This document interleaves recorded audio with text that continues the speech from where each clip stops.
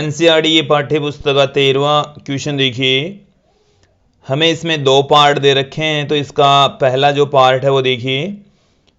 कोई बच्चा किसी घूर्णी मंच पर अपनी दोनों भुजाओं को बाहर की ओर फैलाकर खड़ा है। घूर्णिका को 40 राउंड पर मिनट की कोणीय चाल से चक्कर कराया जाता है। यदि बच्चा अपने हाथों को वापस सिकोड़ कर अपना जड़त्व आघूर्ण अपने आरंभिक जड़त्व आघूर्ण का 2/5 गुणा कर लेता है, तो इस स्थिति में उसकी कोणीय चाल क्या होगी। यह मानिए कि घूर्णिका की घूर्णन गति घर्षण रहित है, इसमें कोई घर्षण बल काम नहीं कर रहा। ये भी हमें यूज में लेकर चलना है। इस क्वेश्चन के अंदर दे क्या रखा है पहले वो समझ लीजिए। हमें यहां पर दे रखा है, ये कोणीय चाल बता रखा है, लेकिन इसके मात्रक से ये पता चल रहा है कि ये हमारे पास में आवर्ती है, जिसे हम ऐप से पुट कर सकते हैं। तो आवर्ती हमें दे रखी है 40 चक्कर प्रति मिनट, 40 चक्कर प्रति मिनट, और इस 40 चक्कर प्रति मिनट को आप चाहें तो सेकंड में भी कन्वर्ट कर सकते हैं। और जब आप फाइंड आउट करेंगे इसका आंसर, तो वो भी हो, यदि आप इसको प्रति मिनट में ही रखते हैं तो वो भी मिनट में ही, प्रति मिनट में ही आ जाएगी। इसके साथ में यदि हम प्रारंभिक जड़त्व आघूर्ण यदि I1 से ले लें, तो जो अंतिम जड़त्व आघूर्ण है I2, वो प्रारंभिक जड़त्व आघूर्ण का 2/5 गुणा होगा। पहले प्रारंभ में जड़त्व आघूर्ण है I1, और ये जो बाद में अंतिम जड़त्व आघूर्ण है वो I2 है, जो प्रारंभिक जड़त्व आघूर्ण का 2/5 गुणा होता है। अब यहां से हम देखेंगे कि जो बच्चा है वो इस तरीके से पहले अपनी प्रारंभिक स्थिति के अंदर इस तरीके से हाथ फैलाकर घूर्णन गति कर रहा है, एक घूर्णी मंच पर घूम रहा है। ये मंच है और इस मंच के रेस्पेक्ट ये इस तरीके से घूर्णन गति कर रहा है। अपने जो दोनों हाथ हैं वो फैलाकर खड़ा है। तो इस स्थिति में जो जड़त्व आघूर्ण है वो है I1, और जो आवर्ती है वो है F1। फिर ये इस स्थिति से ये दूसरी स्थिति के अंदर जा रहा है। उस स्थिति के अंदर ये दूसरी स्थिति देखिए क्या है। दूसरी स्थिति को आप समझेंगे। अब देखिए दूसरी स्थिति के अंदर ये अपने हाथों को सिकोड़ लेगा, अपने जो दोनों हाथ हैं उनको इस तरीके से सिकोड़ लेगा, और उस कंडीशन के अंदर जो जड़त्व आघूर्ण है वो हम ले रहे हैं I2 और आवर्ती है F2। तो हमें यहां पर क्वेश्चन में I1 और I2 के बीच में संबंध दे रखा है, F1 की वैल्यू दे रखी है और F2 की वैल्यू हमें पूछी है। तो देखिए दोस्तों, यहां पर इस घटना के दौरान कोणीय संवेग संरक्षित रहता है, और कोणीय संवेग संरक्षण के नियम से क्या पुट कर सकते हैं, कोणीय संवेग संरक्षण नियम से। कोणीय संवेग संरक्षण नियम क्या कहता है, देखिए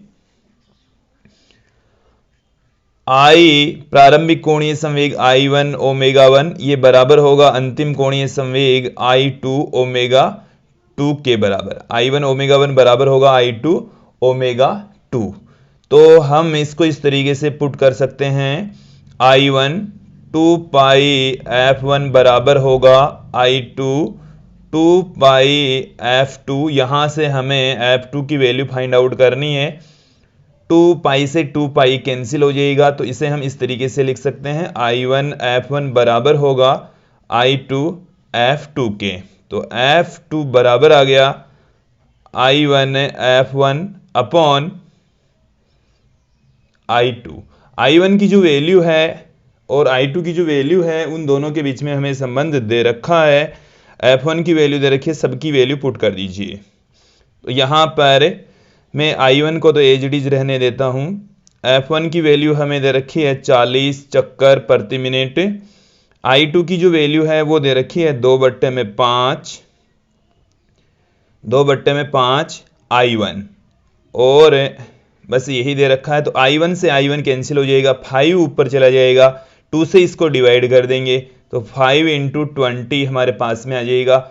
इसका मतलब ये हुआ कि जो F2 की वैल्यू है वो हमारे पास में निकल कर आ गई 5 इंटू 20 100, तो 5 इंटू 20 ये आ गई है 100 चक्कर प्रति मिनट, चक्कर प्रति मिनट। ये हमारे पास में इसकी वैल्यू आ गई है F2 की। इसके बाद में आप देखेंगे इसके अंदर जो बी पार्ट है वो हमें दे रखा है कि यह दर्शाइए कि बच्चे की घूर्णन की नई गतिज ऊर्जा उसकी आरंभिक गतिज ऊर्जा से अधिक है। क्या आप इस गतिज ऊर्जा में हुई इस वृद्धि की व्याख्या किस प्रकार से करेंगे? सबसे पहले तो हम देखेंगे कि क्या इस स्थिति में गतिज ऊर्जा, नई जो गतिज ऊर्जा है वो बढ़ जाती है क्या, और यदि बढ़ती है तो उसके पीछे रीजन क्या होगा वो हम यहां पर देखेंगे। तो क्वेश्चन आप लोगों के सामने है, देखिए मैं यहां पर जो बी पार्ट है वो पुट कर रहा हूं। बी पार्ट क्या है देखिए कि जो घूर्णन की नई गतिज ऊर्जा वो ज्यादा बताई जा रही है। अभी हम रेशियो फाइंड आउट कर लेते हैं। घूर्णन की प्रारंभिक गतिज ऊर्जा,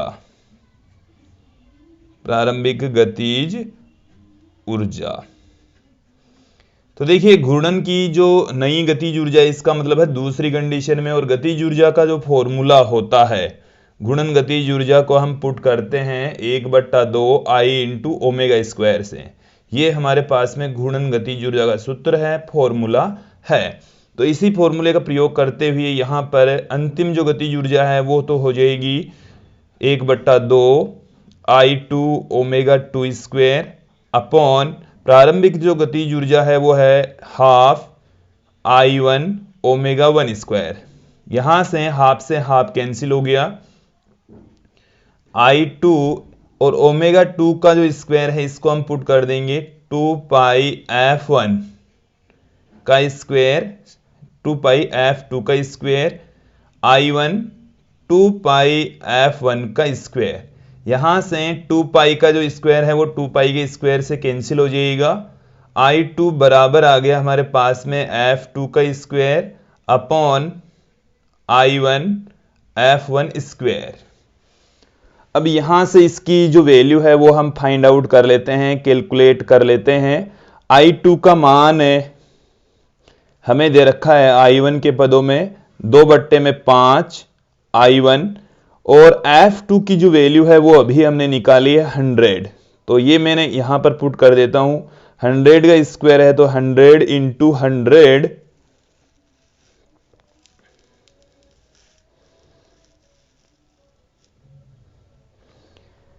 100 इंटू 100 अपॉन ये है हाफ तो कैंसिल हो गया। I1 की जो वैल्यू है वो I1 ही रहने दीजिए। F1 की वैल्यू हमें इस क्वेश्चन के अंदर 40 बता रखी है, तो 40 इंटू 40, I1 से I1 कैंसिल हो गया, 1 0 से 1 0, फिर 1 0 से 1 0 कैंसिल हो गया। अब यहां पर आप देखेंगे क्या निकल कर आ रहा है। देखिए दोस्तों, यहां से 2 से मैं इसको भी कैंसिल कर रहा हूं, तो ये हमारे पास में 100 बट्टे में आ गया है 40, 100 बट्टे में 40 आ गया है। तो यहां से इसका जो रेशियो है वो 2.5 निकल कर आ गया है। देखिए दोस्तों, इसका मतलब ये हुआ कि जो नई गतिज ऊर्जा है, घूर्णन गतिज ऊर्जा है, वो बढ़ गई है। और ये गतिज ऊर्जा बढ़ने का कारण क्या है? जो नई गतिज ऊर्जा है वो बढ़ गई है। इस गतिज ऊर्जा का कारण है कि जब लड़की या जो बच्चा है वो अपने हाथों को सिकोड़ता है तो उसके द्वारा एक कार्य किया जाता है, और वही कार्य घूर्णन गतिज ऊर्जा में वृद्धि कर देता है। तो मैं यहां पर पुट कर रहा हूं, घूर्णन गतिज ऊर्जा में वृद्धि का कारण है घूर्णन गतिज ऊर्जा में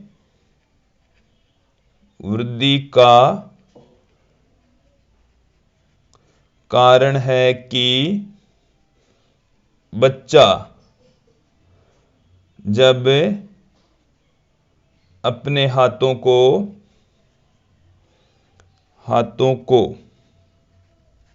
सिकोड़ता है सिकोड़ता है तो वह आंतरिक ऊर्जा का उपयोग करता है, आंतरिक ऊर्जा का उपयोग करता है, जो घूर्णन गतिज ऊर्जा में वृद्धि कर देती है। घूर्णन गतिज ऊर्जा में वृद्धि कर देती है, वृद्धि कर देती है। तो ये था हमारी पाठ्य पुस्तक का 13वां क्वेश्चन।